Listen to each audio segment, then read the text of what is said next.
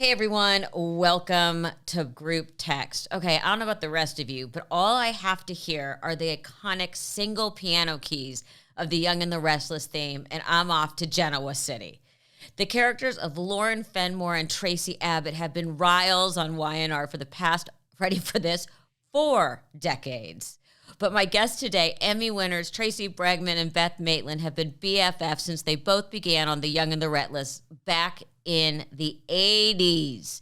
They're about to celebrate the show's 50th anniversary beginning Thursday, March 23rd at 12:30 p.m. Eastern, 11:30 a.m. Pacific on CBS, and continuing with a ton of special events and episodes the following week.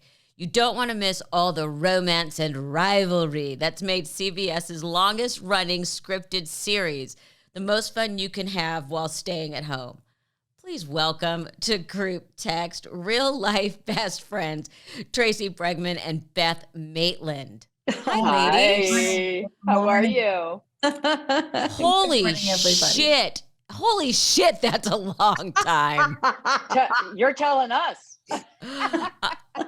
So people and younger people may not understand just how popular daytime dramas, or what we also know as soap operas, were in the 80s. It was a billion-dollar industry. Storylines along the way became more modern, more fantastical, suspenseful.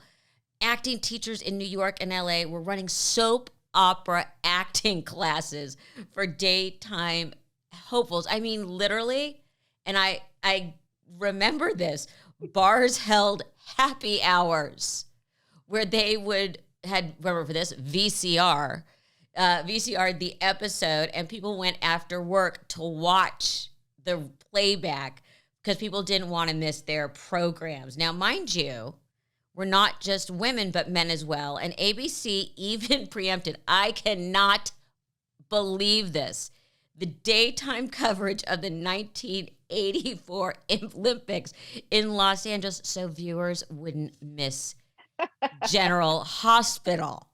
That's a smart network. I mean, when you look back at just the incredible history of the genre, are you amazed? Well, I think what Beth and I, so go ahead, Bethy. Go ahead, sweetie. No, you go ahead. Well, Beth and I were just talking about how grateful we were to have experienced all that in the 80s, because Beth and I would do personal appearances in Canada and fill what we know as the Beverly Center, and it was our Elvis moment.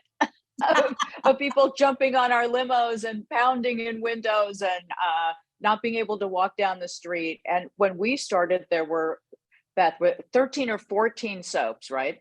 And now we have 3 on network, 1 streaming. And I'm just so grateful that Beth and I got to see everything in its heyday. Correct me if I'm wrong. Beth, you joined Young and the Restless in 82 and Traci in 83. Were you guys fans of soap operas before that? Were your moms like these avid watchers? Absolutely not. My mother was a professional person. We were, in those days, they called us latchkey children. Both of my parents worked, and we came home after school and had our house key and let ourselves in. And there was a neighborhood lady if we had an emergency that we could call. The only soap opera that I watched before I was on one was Dark Shadows. Do you remember that? It was like a sort of a sci-fi. It was not science, but horror about vampires and witches. And that's the only, and I would watch it during the summer when I was off school, but I had never watched a continuing daytime drama. And Melissa, you also have to remember that this was a time when Traci and I both started. VCRs were just starting. Right at first, there was no way to record the show, and there were no streaming and internet options. There was no internet yet, and so God, it makes me sound like Victorian or something. But the only way you could watch was to be there in front of your television at that moment, at 11 or 11:30, whatever time your show started. You had to be there in front of that screen. So these were diehard people welcoming us into their homes every single day with no other viewing options. They couldn't, go to cable and watch a movie. This was it. And It was, Tracy said Elvis status. She's not kidding. Oh, I know. So you joined in 82, and Tracy, you joined in 83. Right. Tracy, so my story's, go ahead. Yeah, I was gonna say, how did you get the role? Oh, how did I get the role? So when I was 14, was hired for Days of Our Lives. Just my little story on watching soap operas. My mother watched Days of Our Lives, but when I was 12, I was attacked by a German Shepherd, and he ripped down the left side of my face. And I was told by the doctor that sewed me up, okay, you can't be in a swimming pool and you can't be in the sun again until you're completely healed.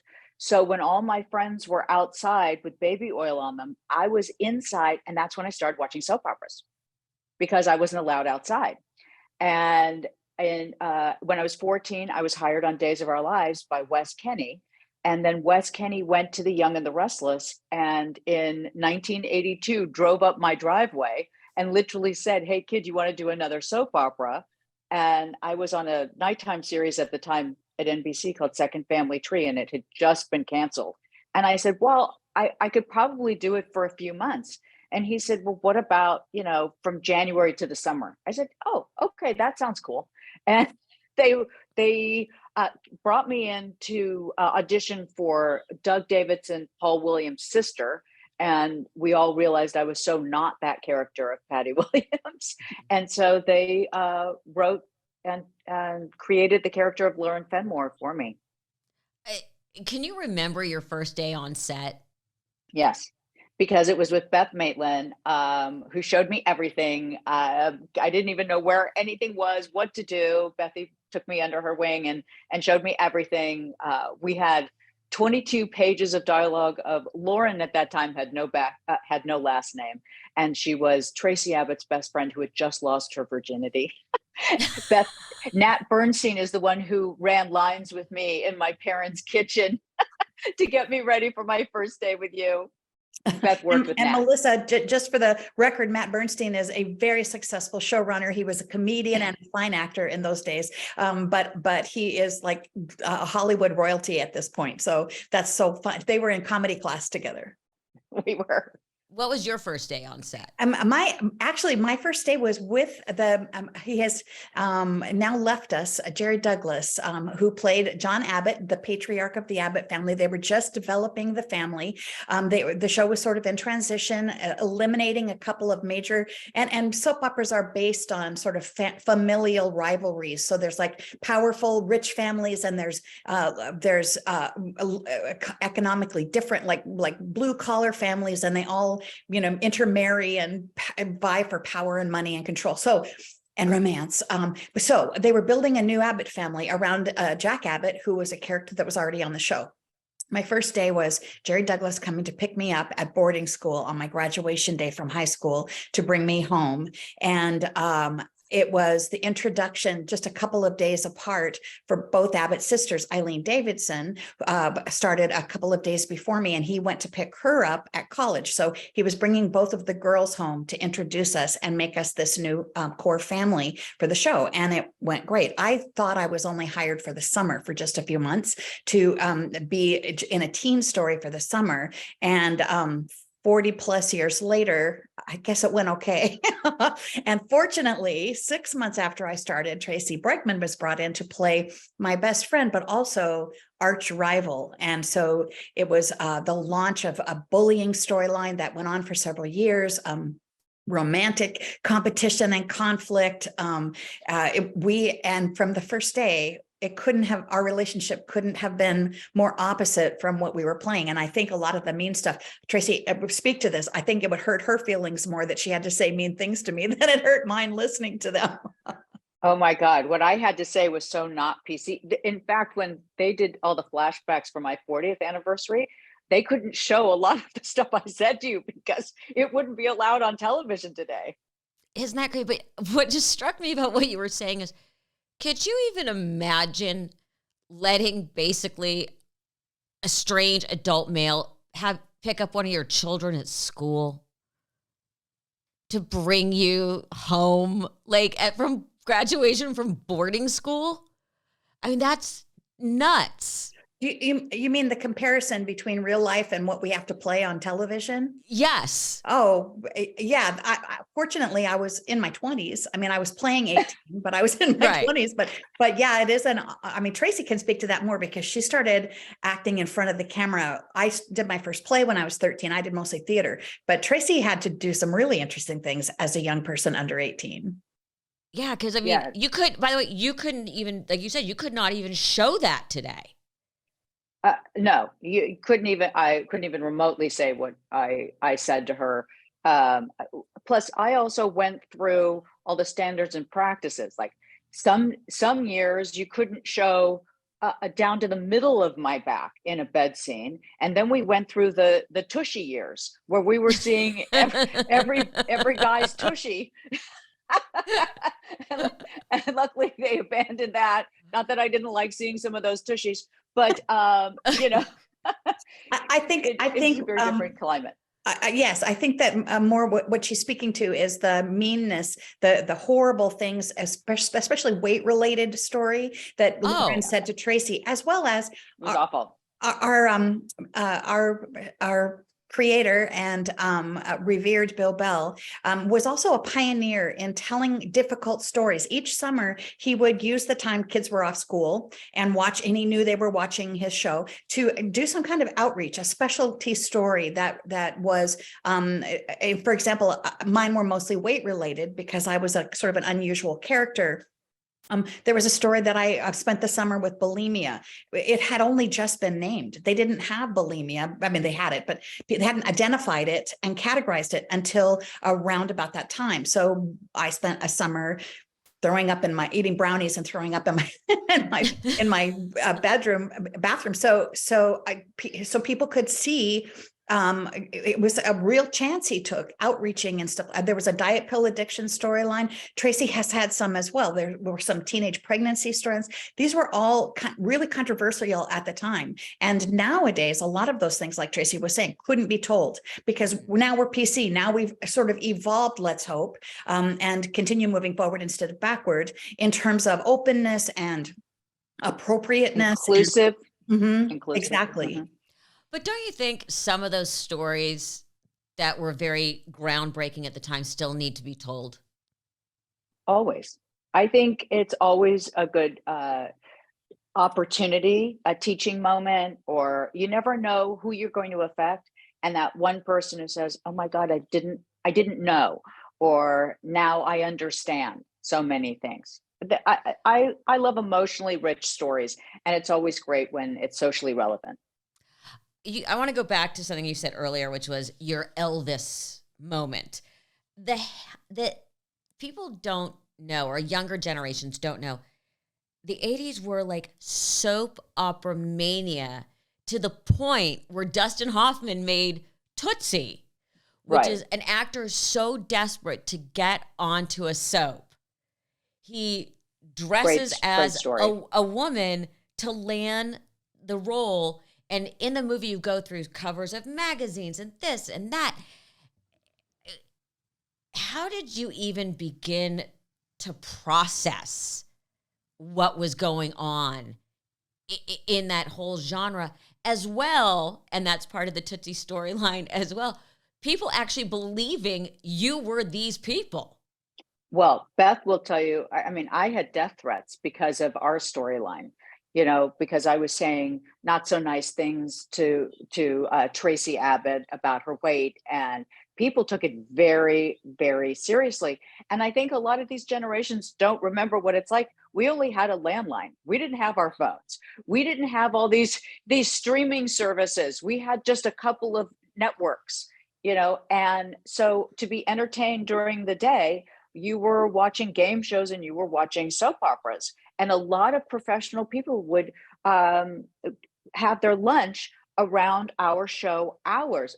Judges, sports figures, huge, singers, entertainers, everyone from all walks of life would literally, it was entertainment, during the day. A lot of these people were getting up at the time that our show was starting. So it was a very, very different time. And we didn't even have, you remember TiVo? or anything like that. So if you missed the show and you didn't record it, let's go even further back. I'm from the Betamax stage. I remember the Betamax. And you asked Melissa about how we process it. I think the only way to process it is not to process it. We were young. We were just having our first few really big jobs. And we thought this was what was always supposed to happen, that we thought this was just a normal day, and didn't realize Tracy and I did a lot of singing on the show in the 80s. And with Michael Damian and Patty Weaver, we would have huge rock concerts every summer, literally Vegas status with laser lights and smoke effects and hundreds of extras. And it was unbelievably big production values then. We thought that's just what everybody did. We thought that was, you're supposed to show up at the parking lot at Capitol Records in Hollywood to pre-record the tracks. I mean, we didn't know any better. And I think that's how I speak for myself, I guess, processed, was just to think that's what was supposed to happen and be in it and be grateful, have fun. We were living rich, amazing dream lives. And I think Tracy and I, at least, both just reveled in it and appreciated it so much, even more so now, as everything, the dynamic and the structure and the number of shows still on has changed so dramatically. We look back at those magical times and just are so grateful. But I got to tell you something, the workload that we handled at that time. I mean, Beth and I were raising kids, working 4 and 5 days a week, 12 to 15-hour days, then going to Capitol Records, recording, coming home, learning 20 to 40 pages of dialogue a day, and then doing it all over again 5 days a week. And, you know, I don't think in other acting genres, you have long days and long hours, but not what the daytime community had on them. And that is every actor on every show. And I am so glad we were young when we did that.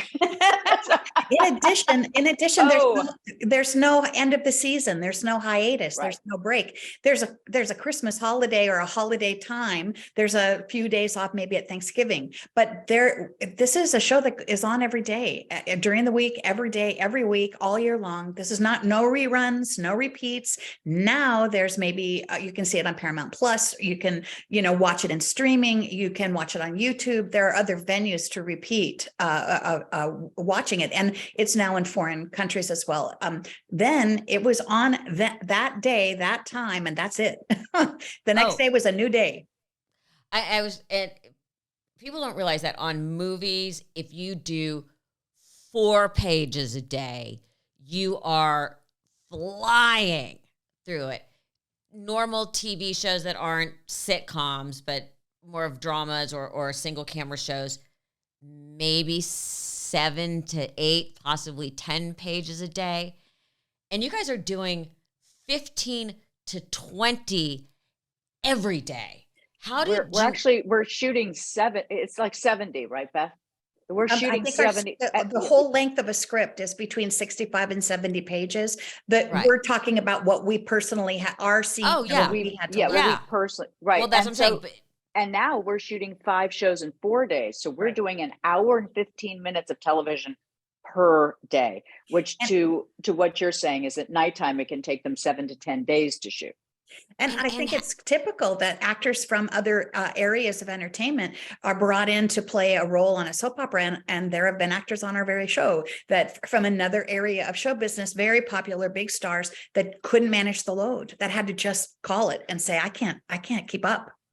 How did you even begin to learn to memorize that much? Well, first of all, my brain now, I have to warn anybody new in my life. Dating's interesting. I literally have to say to them, don't take it personally, but I won't remember a thing about you until the 3rd time you've told me, and then I'll be on to you. Because my whole life since I was 14, my brain has been set up to absorb a great deal, purge it. And I always say I sit in the CBS parking lot, and it's like a windshield wiper, and it does not differentiate. It just literally dumps everything to make room for more dialogue. And there goes everyone's details, everyone's everything. Yeah. else. Yeah. The minute the directors say moving on, I can tell you what it was about, but I can't, I am the same way. I can't remember. I would have to look at a script again and relearn my lines. Moving on to the next, one thing at a time fully, and then it's over. It's That's instant like delete. me with, that's like me with red carpets. It's just, by today, I couldn't tell you what anyone wore. It's just been a full brain dump. Which I'm thinking might be good for your kids because they can say, you never grounded me. And I'd have to say, you're probably right. Yeah, I don't remember. Let me just think for a second here. When new cast members arrive, at this point, I'm sure you're generous and help them settle in, but do you just, for your own shits and giggles, just let them flounder for a couple hours just for fun and just to amuse yourself? No, Beth, is it you do? No. No, I said I don't. Oh no, me neither. I've been on so many sets where I have felt absolutely alienated and, didn't really know where to turn. In my early life, that was very intimidating to me, to be somewhere new. They tell you in acting school that you're supposed to walk on a set like you own it.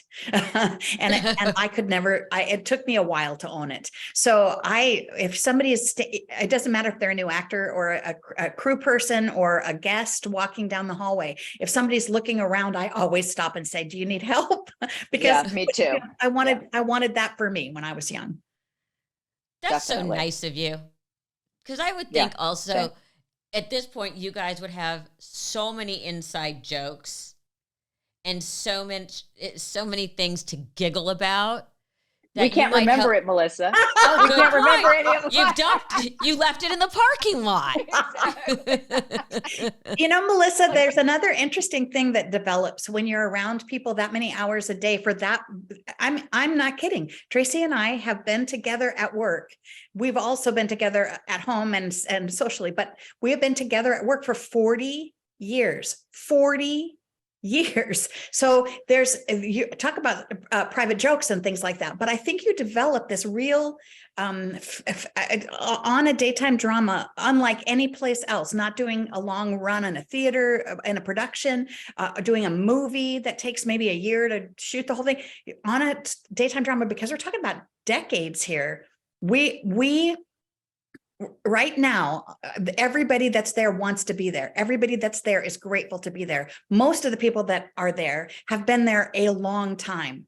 And there's private jokes, but there's all this celebration, lifting each other up. It's not even joking. It's just we're so happy every day we come to work to be together and to be there still. And I mean, it sounds kind of corny but it's the truth. We're the last man standing, pretty much. There's just a few left, and we're so grateful to be there. And it also, but for an actor to be able to pick up a paycheck every week for getting to do what you love to do is a gift. Amen, sister. Yep.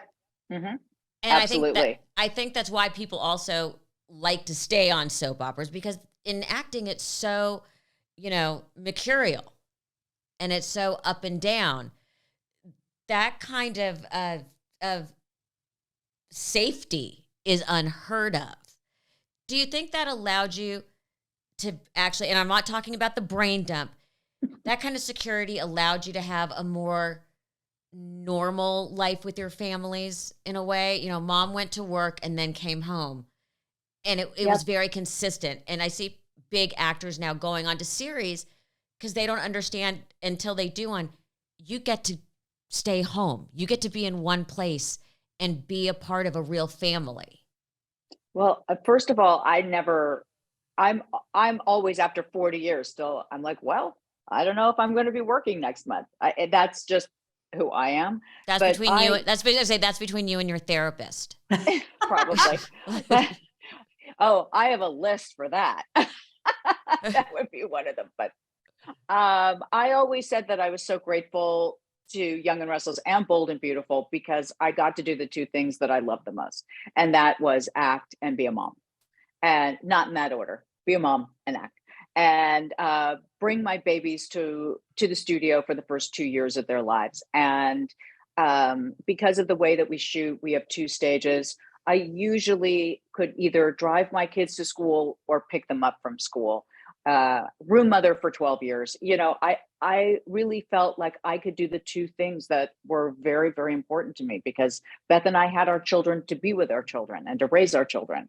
And we got so lucky to be able to be at a job that afforded us that.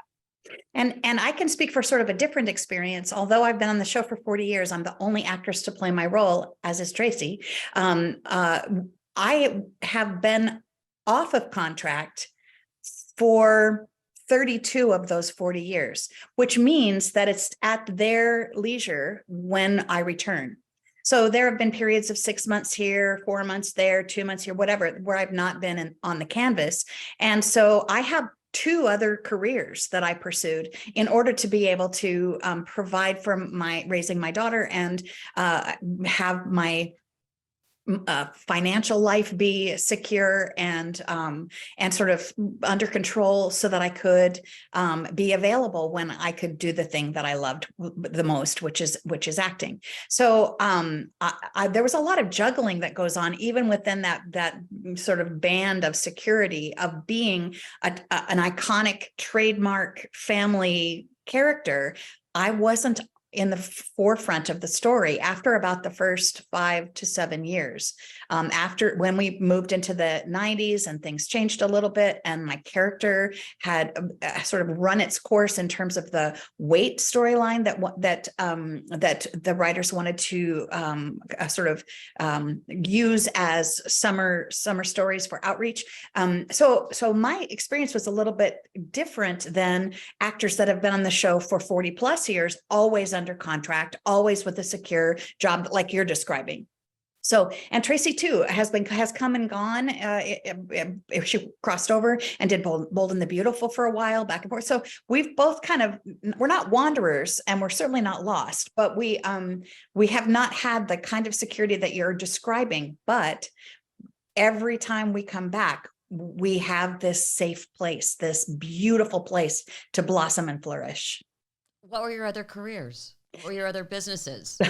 Well, they're not that interesting. I work in production. One of my other careers is that I work in production. I work on sitcoms mostly in a production booth, and I take post-production notations. And I was hoping to train to be a director, and directed some small projects for myself, but mostly then it became sort of so back and forth that I didn't settle in to either one 100%. So I have this other production career that I'm sort of just moving away from and retiring from shortly. In addition, I have a creative life where outside of the show, I'm a textile designer. I'm a long arm quilter. I create home accessories and personal accessories. I have a little sort of a teaching website for, and I teach students that are learning how to long arm quilt or quilt or sew or design. So I have some in order to satisfy my creative outlet as well. What is long arm quilt? I know. See what I mean? It's like, it's not nearly as interesting as Traci will tell you what her other businesses are, and they're amazing and fascinating. This is so grandma. A long arm quilter is the person. So people sit at home and they sew the quilt top, and they sew all the patches together and make a beautiful top, but it's not a blanket yet. It's not a quilt yet. They send it to me. I designed the stitching. I have a big machine that's 5 feet by 12 feet long. It looks like a Gatling gun, and I propel the sewing. It's a sewing machine that I move across and I put 3 layers together: the backing, the quilt batting. I can't believe I'm talking about this. and their beautiful top, and I make it into the finished product. Oh, her quilts are so gorgeous. Do you have a link for your quilts? Yes. Oh my We'll God, put the link up. I'm Drama Queen Bee Quilt Studio. So you can look up Beth Maitland. You'll find me. I don't even know what to ask next about that other than to pivot. And Traci, have you learned to quilt over the last 40 years? I'm so not a quilter. I'm so not talented in any of those areas. No, I have not. But she's talented. She's talented in it as an entrepreneur. So now talk to Traci about her entrepreneurial efforts, because it's amazing. Go, Traci. Of course, I was going to say, I know you've done a lot of other things, and I mean, what was the first one? What was the first product? Let's see. Lasting Kiss was my first product. I've done a lot of branding. Pilates, Malibu Pilates, the Pilates Pro Chair has been my last one. I was the face of Abbot Cosmetics, which was the first retail line for CBS and Sony Pictures based on the fictitious beauty brand on The Young and the Restless named Abbot. So that was an extraordinary run as well. I have Airbnbs and horse boarding and, commercial real estate. And I own buildings. It's like, you sound like my mother. It's like, oh, that sounds interesting. I'll try that. Oh, that sounds interesting. I'll try that. It's like, yes, you have that brain. Yes, if that's called a Joan, I am. Yes. Yes. I like to try a lot of different things, as Beth will tell you. Every time we're at lunch, I'm like, hey, I think I'm going to go into this space. And I'm actually doing a little sidestep into something new, into the space of kind of where we all are. I don't know how old you are, Melissa, but I'm going to step in a big way into the over 50 space. Oh, yes, I am officially over 50, and we need things. Yes. Back to Y&R. What was the weirdest storyline you've ever been a part of? Because there have been some wacky storylines. Beth? Why do I have to go first? Mine aren't as well. Okay, I'll go first, but I will say that I don't know if that's weird, but we talked about like the bulimia storyline. It was uncomfortable. And there have been other stories where, my husband died under the ice and my daughter died of a drowning, but not. I mean, there've been odd things that have happened, but I think the most strange for me personally was doing the bulimia storyline. At a time, there was no internet. There was no way to do research. There was no way to find out what this was all about. And I was not prepared, and it was not fully researched. And so it was very difficult for me I take things really seriously. And I really wanted to present that accurately and truthfully as best I could at a time where I couldn't get it was brand new as an illness. And so there was not a lot of research I could do. So that was the hardest, probably the most uncomfortable. Well, God, Beth, you're way too nice, because all I think about is, because I watch a lot of, forensic files, is I could explain drowning, not drowning. She was killed and then put in water because there was no water in her lungs. I could have solved that for you however many years ago. Traci, what was your strangest storyline? Buried alive. Oh, Definitely. That's a good one. Yeah. That's a tough one. Yeah. And I'm claustrophobic. So, of course, when they told me they were going to have to show me in the coffin, I was like, how are we actually shooting this? Because you can't put anything over my head.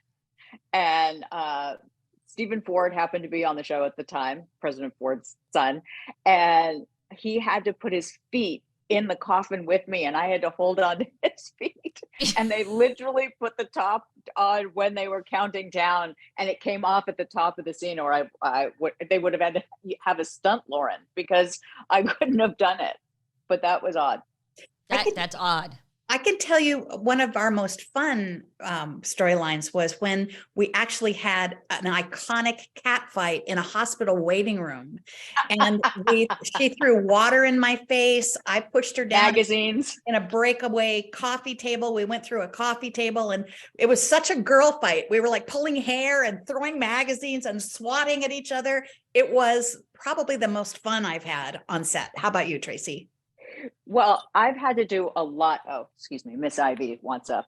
My little girl. I've had to do a lot of cat fights, strangely enough, but it was always with Kimberlyn Brown, who's like strong and tough, and she's ready to go. Beth and I are the least physical people you will ever meet, and for the two of us to be doing this cat fight, we were like, it was so funny. And it's perfect, because I think it worked because we were so not badass. How do you keep from just throwing each other through coffee tables and not just keeping the giggles down until they yell cut. Well, there were a lot of giggles that day. There definitely were. Yeah. And very thankful for our stunt doubles. Let's just say that. And this was, as I say, and this before they put extensions in people's hair, so no one's weave fell out. No one's weave fell out. Yeah, it could have been other behind the smes drama. Right, exactly. That would be the biggest fight of all time. Someone's weaved. Going. I broke a nail. Stop everything. Stop. Yes. Stop. Emergency manicurist to the set. The show takes place in the fictional Genoa city. And you brought this up earlier. How has the town changed? Because when you started, we were one step past rotary phones. Yeah. I mean, do you remember those big block cell phones? Did you have to pretend to use those on set? Do you remember the first time someone brought that in and said, what the hell is that? Well, Beth, do you remember? I always had a car phone. My father was always in the forefront of something. And so I always had a car phone. And Beth would say, stop calling me because I could never get a line. Do you remember that all those years ago? I do. And I remember buying a new car and having to wait for them to uninstall my car phone from the old car to reinstall my car phone. They put it on the little transmission bump down the middle of between the seats. That we had installed car phones. I didn't jump on it early enough. Maybe your dad did, Tracy, when it was actually a land to shore link. I used to work in a casting office, and my boss had one that he carried in a suitcase that was like an offshore line. But I don't think they used that kind of technology in any story I did until just recently. And now everybody's on their phone. Everybody in the story is on their phone, and they have like little bubbles with text dialogue and a little thought bubble over people's phones. They show the screen and insert people's texting. I don't think until recently we used them in storylines. How about you, Tracy? Yeah, I agree. What do you say, like the last 10 years or something like that? Yeah. Really? Yeah. Because I would immediately think, because I'm a producer, you could have gotten a lot of money for product placement, but that's just me. And that's often even computers. I've made that suggestion. CBS was late to the party. They did not want to enter into product placement arrangements, and so that was a corporate decision. So I think the storytellers have to just go along with the policy of the bosses. Yeah, which sometimes absolutely sucks. So you two are best friends in real life and in real time. Mm-hmm. Tracy, what was the most real time? Tracy, what was the most special moment of Beth's life that you ever got to witness? There's so many, but the birth of her daughter, Amelia. And that was incredible. And that's exactly what I was going to say about, and thinking of that quickly, that's the first thing that comes to mind too, the birth of both of her sons. Austin first, whose birthday is coming, and it changed our lives. It changed who we were. It completed us in ways that only mothers, as you know, understand. And the single most significant change in our friendship and our lives as the wholeness of the people we are has been the birth of our children. And they're all around the same age. And Austin used to call Beth Aunt Beth of Beth Farms because she always had horses. When you spend all day at work together and you're raising your kids together, was there ever a point where you would just say, you know what, I think this year we're going to vacation separately? Well, we don't vacation together, but honestly, we could be on set all day, every day, and still go on vacation together and have a great time. I think we could. Tracy is one of the most uncomplicated people in terms of her requirements. She is so easy to be with, so easy to eat out with, so easy to travel with. We went every summer, we would go to Canada for 2 weeks and do the Canadian National Exhibition together and stay across the hall at the hotel and eat every meal together and go shopping. And we did a lot of traveling in our early lives before our families. She's the easiest person in the world. She is so flexible. She is so accommodating. I really could. We could probably be roommates. I mean, seriously, she's amazing. True. And I say the same for Beth as well, who, by the way, is an amazing cook and is so nice with my dietary restrictions. I really appreciate it. I look back and I'm fortunate that I have my closest friends are still my friends from college, except for one or two other people. And I always love to think about what was the stupidest thing they ever did that I got to witness or know about. I think when one of my friends who has 3 daughters and one was standing next to her and we were at an event and they go, "Oh, how many daughters do you have? And she goes, 2. And without missing a beat, I go, 3. And she goes, 3. Oh, I mean, I have she forgot how many daughters she had. Well, one was standing next to her. I think of shit that my friends have done over, like where you just go, I still can't get my head around that and believe me, they can do it to me.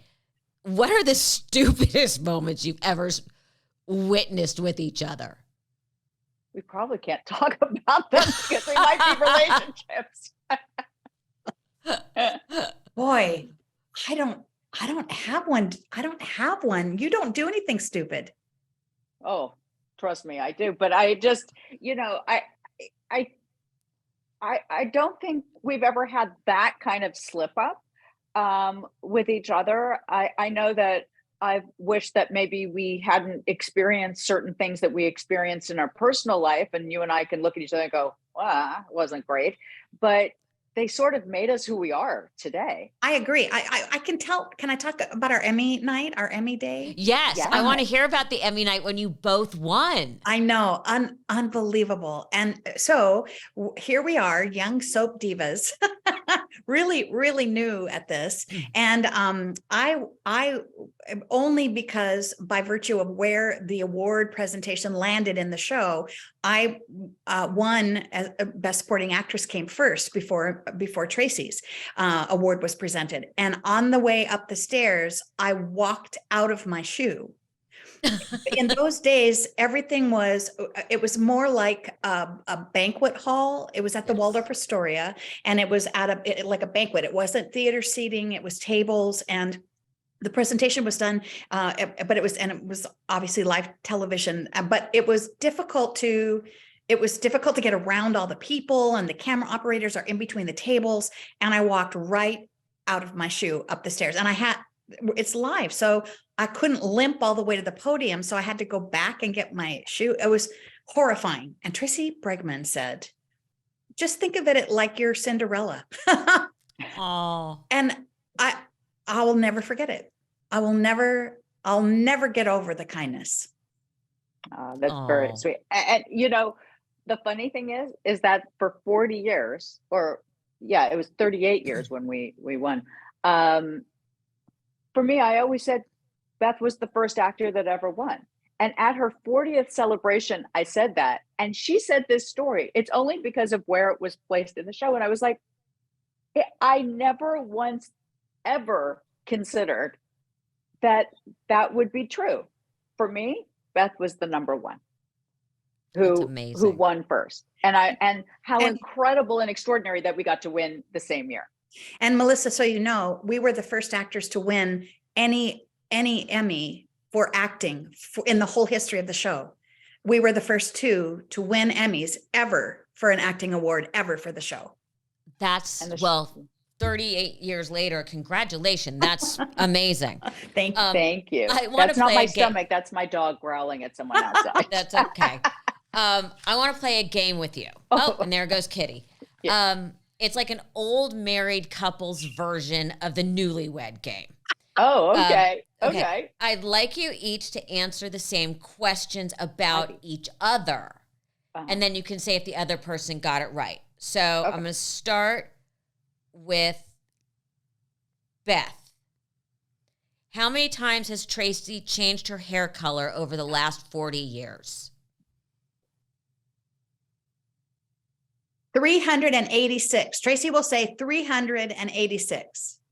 Tracy? She's correct. Okay, Tracy, how many times has Beth?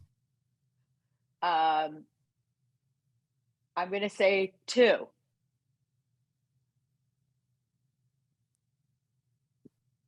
Okay. Two, Tracy's probably correct. 2 different colors, but I changed them back and forth more than once. So Okay, only 2 correct. different colors. Yeah. Blonde and red, and would go back and forth. Yeah. Okay, Tracy, where was Beth born? Arizona. Shoot. Where in Arizona? No. Shoot. Where in Arizona? Oh, no, even to Arizona? No, but because, oh, no. Okay, LA. Beth, This where is were a you hard born? one. This is a hard one. I'm sorry. Well, you were only Okay. born in one city. It can't be Yeah. that hard. I know. Hard one I because know. where I was born, I didn't live for very long. But you were born there. I was born in Rapid City, South Dakota. Oh, that's right. Wow. But you grew up in Arizona. I did in Scottsdale. So Yeah, look all at right, you so trying to thread the needle on that one. Okay, half a damn point. right I am. Beth, where was Tracy born? England. She was born in London. Germany. Is it Germany? Germany. You know. Germany. Shoot. Germany. Eh. I couldn't remember if it was Germany first. She and then got it. England. Okay, we're I going to call didn't that even one say a South draw. Dakota. But Huh? we're Yeah. going to call that a draw because she did have the wrong country. Okay. So, Beth, you're at lunch with Tracy, and she gets up and goes to the ladies' room. When the waiter arrives and you have to order for her, what would you order? Anything vegan-ish. No meat, but fish, yes. Anything veg, yes. No gluten. Dairy, iffy. Absolutely no nuts. Wow. Tracy, is she right? Pretty much. Okay, Tracy, same Pretty much. question. Beth's gone to the bathroom. Waiter shows up. What do you ladies want? She'll have a salad with probably chicken on it. Absolutely right. Absolutely right. Okay, you guys are both in a hotel room somewhere, and there is one TV you have to share. Beth, what do you choose that would make Tracy happy to watch?